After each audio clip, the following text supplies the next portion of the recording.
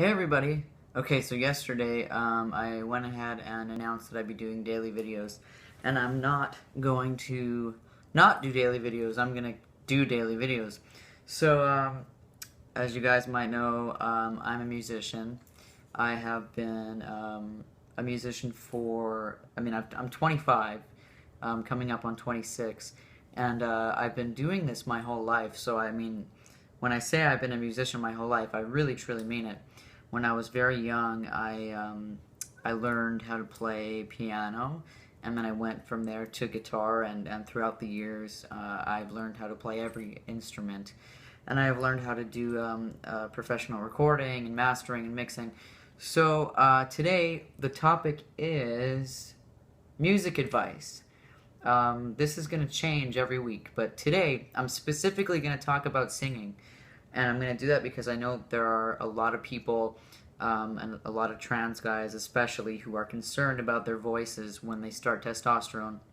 I don't know if I've made a video like this already, but I'm going to just forget about that one and I'm going to make a new one.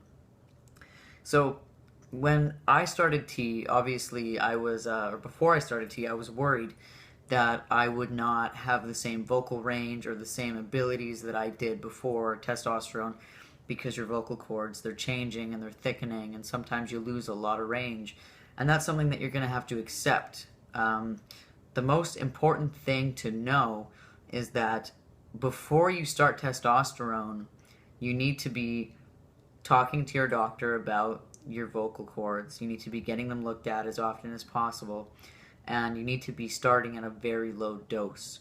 For the first 6 months of my transition, I was on 25 milligrams of the maximum 100 per week.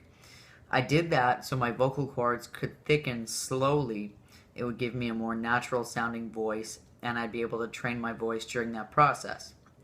That worked, and obviously there were some times, months in the future, where I felt like I might lose my voice. That is going to happen.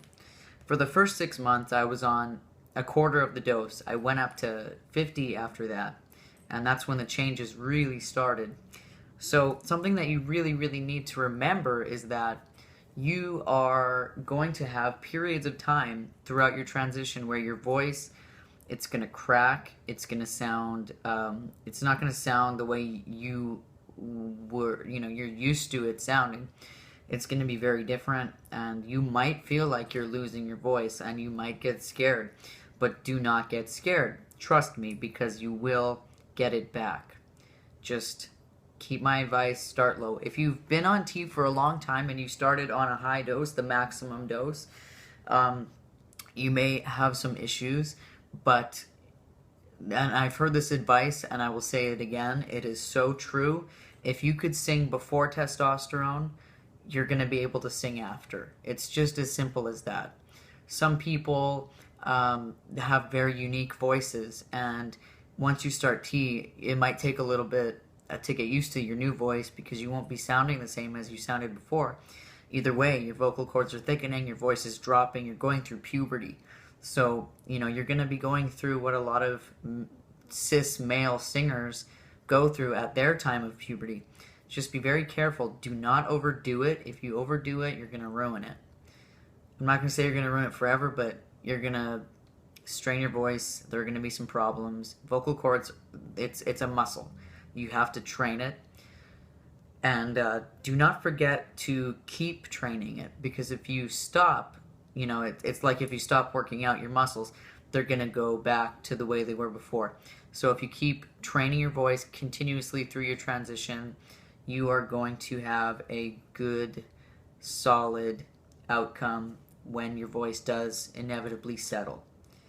And, sometimes between testosterone injections, for the first little while, you might find that your voice is it's wavering, it's going high, it's going low, it's going high, it's going low. You don't know where it's going to settle, but it will settle eventually. I promise you that. So that was my advice for today.